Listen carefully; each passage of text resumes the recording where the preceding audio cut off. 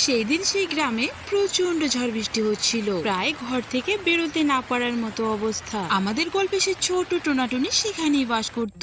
না, এই ঝড় বৃষ্টির মধ্যে আর ভালো লাগছে না, না কাজে যেতে পারছি না বাজার করতে যেতে পারছি। এই বৃষ্টির দিনে কেন জানি আজকে হাঁসের মাংস খেতে ইচ্ছে করছে।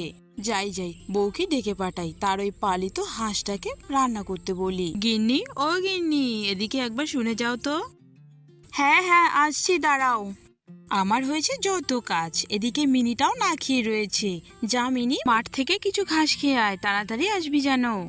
এরপর টুনি ঘরে আসতে থাকে।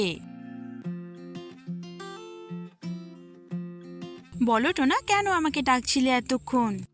আসলে বউ, আজকে না আমাকে হাঁসের মাংস খেতে ইচ্ছে করছে, তা তুমি কি ওই তোমার পালিত হাঁসটাকে রান্না করবে? জমিয়ে খেতাম আর কি। সে তো আমি রান্না করে দিতেই পারি, কিন্তু হাঁসের মাংস রান্না করতে যে নারকেল লাগবে। এদিকে ঘরে তো একটাও নারকেল নেই। যাই হোক, সেটা নিয়ে তুমি ভেবো না, আমি রিনু দিদির কাছ থেকে একটা নারকেল নিয়ে আসছি। আমি এদিকে সবটা রেডি করছি, তুমি বাজারটা করে নিয়ে আসো। হ্যাঁ হ্যাঁ, বাজার থেকে যা যা লাগে আমি নিয়ে আসবো, তুমি এদিকে সবকিছু রেডি করো, আমি যাবো আর আসবো। টোনা এমন কথা বলে বাজারের দিকে রওনা দেয়। অন্যদিকে টুনি সেই রিনু দিদির বাড়িতে যেতে থাকে। এইদিকে বৃষ্টি একটু কমতে শুরু করে।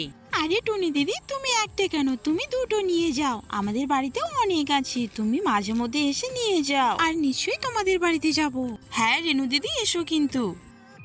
এরপর টুনি নারকেল নিয়ে বাড়ির দিকে যেতে থাকে। এরপর টুনি একে একে সমস্ত রান্না শেষ করে দেয়, প্রায় অনেকগুলো পদেই রান্না করেছিল।